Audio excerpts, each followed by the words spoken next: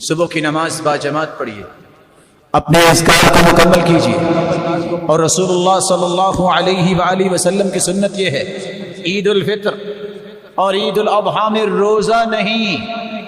کچھ لوگ اس دن بھی روزہ رکھتے ہیں، غلط کرتے ہیں، حرام ہے۔ نہى رسول اللہ صلی اللہ علیہ وسلم عن صوم یوم الفطر و یوم الاضحیٰ، عید الفطر اور عید الاضحیٰ کو روزہ رکھنے سے منع فرمایا ہے۔ بندہ مومن روزہ نہیں رکھتا، کرتا کیا ہے؟ آپ کا طریقہ مبارک یہ تھا، كان رسول الله صلى الله عليه وسلم لا يغدو يوم الفطر حتى يأكل تمرات ويأكلهن وترا۔ آپ صلی اللہ علیہ وسلم عید الفطر پڑھنے جاتے تو کھجوریں کھا کے جایا کرتے، اور وطر یعنی تا قدر استعمال کرتے، 1 3 5 7۔ رسول اللہ صلی اللہ علیہ وآلہ وسلم نے پہلا کام یہ بتایا اور کر کے دکھایا کہ با جماعت نماز پڑھے، روزہ نہ رکھے، بلکہ سب سے پہلے غسل کیجئے، مسواک کیجئے، خوشبو لگائیے۔ ان عبداللہ ابن عمر كان يغتسل يوم الفطر قبل ان يغدو الى المصلى، عید الفطر کے دن عیدگاہ جانے سے پہلے غسل کیا کرتے، اور صحابہ اور سلف کا یہی طریقہ تھا، كانوا يستحبون ان يغتسلوا، کہ وہ غسل کیا کرتے۔ رسول اللہ صلی اللہ علیہ وآلہ وسلم کا طریقہ مبارک یہ تھا، كان يلبس احسن ثيابه فی العیدین، سب سے خوبصورت لباس دونوں عیدوں میں اللہ کے رسول زیب تن کیا کرتے۔ وكان للنبي جبة يلبسها في العيدين ويوم الجمعة، اللہ کے رسول کے پاس ایک جبہ تھا۔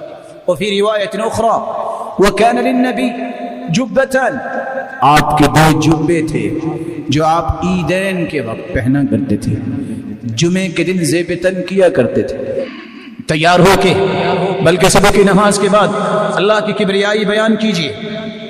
كان يخرج يوم الفطر فيكبر حتى يأتي بالمصلى، اللہ کے رسول عید الفطر کے دن تکبیریں کہتے جب تک عید گاہ میں نہ آ جاتے، وحتى يقضي الصلاة، جب تک نماز نہ ہو جاتی اس وقت تک تکبیریں کہتے۔ مسلمان کو تکبیریں کہنی چاہیے۔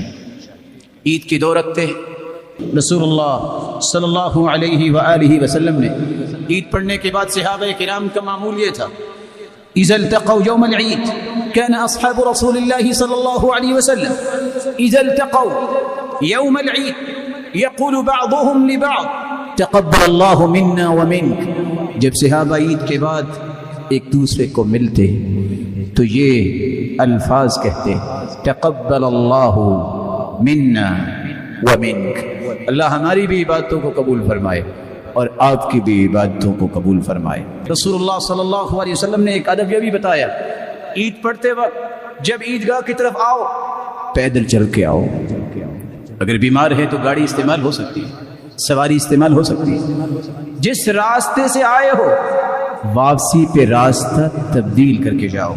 تو آپ صلی اللہ علیہ وسلم کا معمول یہ تھا، عید سے پہلے اور عید کے بعد کوئی بھی عیدگاہ میں رکعت نہ پڑھتے، لیکن جب گھر واپس آتے تو 2 رکعتیں پڑھا کرتے تھے۔ سنت ہے آپ عید پڑھنے کے بعد جب گھر واپس جائیں 2 رکعتیں پڑھیے اور آپ صلی اللہ علیہ وآلہ وسلم کی سنت کو زندہ کیجیے۔ یہ دن خوشی کا دن ہے، اس دن میں رشتہ داروں کے ساتھ ملیے، دعائیں دیجیے اور دعائیں لیجیے، صلہ رحمی کیجیے، خوشیاں بانٹیے، خوشیاں دیجیے اور خوشیاں وصول کیجیے۔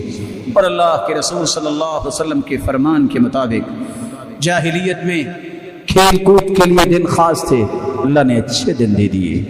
آپ کھیلنا بھی چاہتے ہیں، جائز کھیل، جائز کھیل وہ ہوتا ہے جس کی شریعت نے اجازت دی، جائز کھیل وہ ہوتا ہے جو کافروں کی مشابہت نہیں ہوتی، جائز کھیل وہ ہوتا ہے جس میں جوا نہیں ہوتا، جائز کھیل وہ ہوتا ہے جس کی ممانعت نہیں آئی۔ آپ نے فرمایا شطرنج کھیلنے والا، یہ چوسر کھیلنے والا ایسا ہے جیسے کسی نے خنزیر کے گوشت اور خون میں ہاتھ ڈالا ہے۔ مت ایسے کھیل کی طرف جائیے، مت جوا کی طرف جائیے، مت کافروں کی مشابہت کے کھیل کھیلیے، جائز کھیل۔ علموا الرماية علموا أولادكم صبيانكم الرماية والسباحة، والفروسية وإن كان فيه مقال عند البعض. گھڑ سواری، تیراکی، تیر اندازی اپنے بچوں کو سکھائیے. اور آپ صلی اللہ علیہ وسلم بچوں کو دوڑ لگاتے، اس جگہ سے اس جگہ تک جو جیتے گا بیٹا میں اس کو کھجور دوں گا انعام. آپ نے گھڑ دوڑ یہ بھی کروائی، مقابلہ کروایا. مسلمانوں کو اس بات کا خیال کرنا ہوگا کہ اس خوشی کے موقع پہ اللہ کی ناراضگی نہ ہو. اللہ عز و جلال سے دعا ہے ان آداب کا خیال رکھنے کی توفیق عطا فرمائے.